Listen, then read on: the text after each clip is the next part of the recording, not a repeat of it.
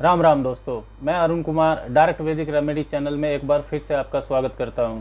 दोस्तों, आज चर्चा करेंगे बृहस्पति गुरु ग्रह जब कुंडली के 12वें भाव में उपस्थित होते हैं तो क्या संकेत मिलते हैं। Understanding of Jupiter in the 12th house of horoscope.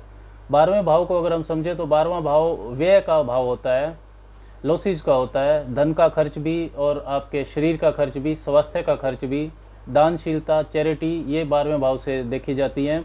12वां भाव आइसोलेटेड प्लेसेस का भी रिप्रेजेंट करता है। एकांत स्थान जो होते हैं, हॉस्पिटल, जेल, आश्रम, ऐसे स्थान जहाँ पर आपके जानकार लोग बहुत कम होते हैं।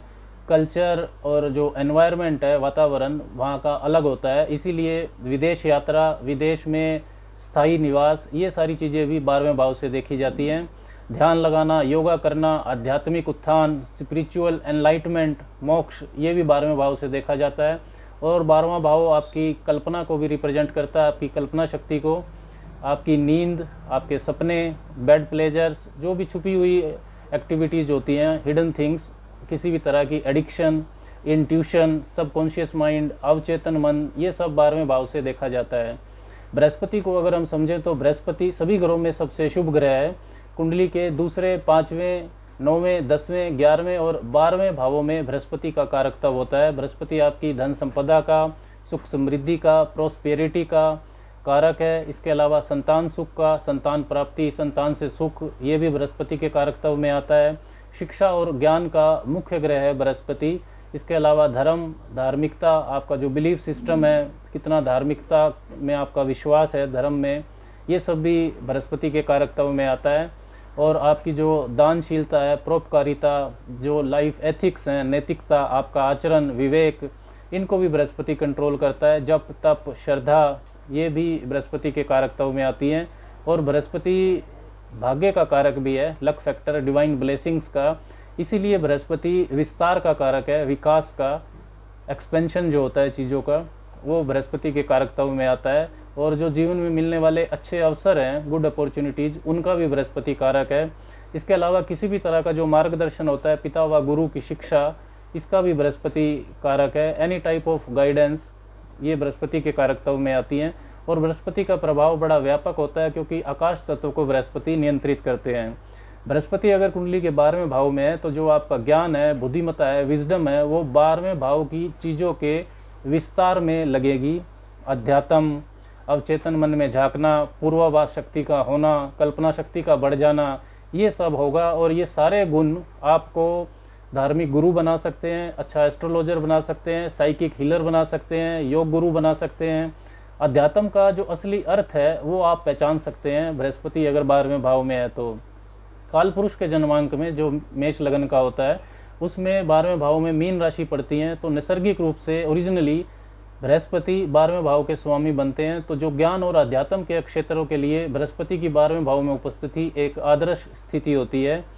बृहस्पति की 9वीं जो दृष्टि है वो आपके 8वें भाव पर जाती है, जो कि ज्योतिष, तंत्र मंत्र, अकल्ट, मिस्टिसिज्म, गुप्त ज्ञान का होता है। तो स्पिरिचुअलिटी के लिए बहुत शुभ स्थिति हो जाती है बृहस्पति का 12वें भाव में होना। इन क्षेत्रों में आपको अच्छा मार्गदर्शन भी मिलता है, एक से ज़्यादा आपको गुरु भी मिल सकते हैं। लेकिन जो 12वां भाव है ये बाकी के 11वें भाव से अलग तरह के गुण रखता है। चीज़ों को, विशेषकर भौतिक चीज़ों को छोड़ देना, लिविंग मेटेरियलिस्टिक थिंग्स, ये चरित्र 12वें भाव में होता है। इसीलिए 12वां भाव परोपकारिता, दानशीलता, चैरिटी का भी होता है, डोनेशंस का। इसलिए भौतिक जीवन के लिए जो जरूरी विवेक है, विजडम है, ऑप्टिमिज्म है, मार्गदर्शन है, इसकी कमी हो सकती है अगर बृहस्पति 12वें भाव में है। तो हो सकता है कि आपके पास जो ज्ञान है उसके इस्तेमाल से आप भौतिक लाभ लेने की इच्छा ना रखें और संसार से, मतलब मेटेरियलिस्टिक चीज़ों से विरक्ति भी 12वें भाव का बृहस्पति देता है। बृहस्पति अगर 12वें भाव में है तो एकांत स्थान में रहना, ज्ञान व अध्यात्म के लिए लंबी दूरी की यात्रा करना, पिलग्रिमेज पर बार बार जाना, विदेश यात्रा भी करना, रिचुअल्स, रीति रिवाजों पर बहुत धन खर्च करना, चैरिटी करना, समाज सेवा में धन खर्च करना, ये सब बढ़ सकता है। बृहस्पति यदि शत्रु राशि के हैं या नीच के हैं तो खर्चों के बढ़ने की वजह से कर्जे आपके बढ़ सकते हैं, नुकसान हो सकता है, क्योंकि बृहस्पति की 7वीं दृष्टि 6ठे भाव पर जाती है, जो कि कर्जों का होता है, डेप्ट्स का होता है। आर्थिक स्थिति का संतुलन बनाने में आपका विवेक काम ना करे, ऐसा संभव है। आप अच्छी सलाह देंगे, you will be very good advisor, good consultant, लेकिन उसकी हो सकता है कि कोई कदर ना करे। बृहस्पति अगर 12वें भाव में है तो खराब संगति भी आपको मिल सकती है। बृहस्पति क्योंकि संतान के कारक हैं तो संतान की चिंता भी दे सकते हैं 12वें भाव में होकर। बृहस्पति की 5वीं दृष्टि चौथे भाव पर जाती है। चौथा भाव होता है आपकी माता का, माता की शिक्षा, माता का पोषण, घर का होता है, घर की खुशी, सुख भाव होता है। अध्यात्म के स्थान से बृहस्पति की जो दृष्टि है 5वें चौथे भाव पर, ये माता को धार्मिक स्वभाव वाला हो ऐसा संकेत देता है, माता धार्मिक स्वभाव की हो, और आपका भी जो अध्यात्म की जो शिक्षा है वो माता से मिले, माता से आप इंस्पायर हो, ऐसा होना संभव है। एक से ज़्यादा आपके घर हो सकते हैं और घर को भी आप धार्मिक स्थल की तरह ही रखना पसंद करेंगे। बृहस्पति की 7वीं दृष्टि छठे भाव पर जाती है। छठा भाव होता है रोग, ऋण और शत्रुओं का, ऑब्स्टिकल्स का, रुकावटों का होता है। तो यदि बृहस्पति कुंडली के लिए शुभ ग्रह हैं, लग्नेश के मित्र हैं, फंक्शनल बेनिफिक हैं, तो जो नुकसान है, कर्जे, वो घटाएंगे उनको, रोगों से भी आपको बचाएंगे, शत्रुओं पर भी विजय दिलाएंगे। लेकिन अगर बृहस्पति लग्नेश के शत्रु हैं, फंक्शनल मेलेफिक हैं कुंडली के लिए, तो ये आपके कर्जों को बढ़ा सकते हैं और बड़ी बीमारियां भी आपको दे सकते हैं। लीवर से संबंधित, इंटेस्टाइन से संबंधित, पाचन तंत्र से संबंधित, कोलेस्ट्रॉल से संबंधित, ओबेसिटी से संबंधित, और शत्रुओं का भी आपको सामना करने में परेशानी होगी, शत्रु भी आपके बड़े होंगे। बृहस्पति की जो 9वीं दृष्टि है वो अष्टम भाव पर जाती है। अष्टम भाव होता है आपके गुप्त ज्ञान का, गुप्त विद्या, अकल्टिज्म, मिस्टिसिज्म का, सीक्रेसी का और इनहेरिटेंस का, पैतृक संपत्ति का।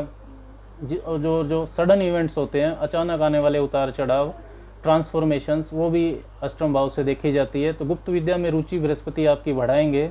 पैतृक संपत्ति का मिलना आपका आसान हो, ऐसा संकेत मिलता है बृहस्पति की इस दृष्टि से।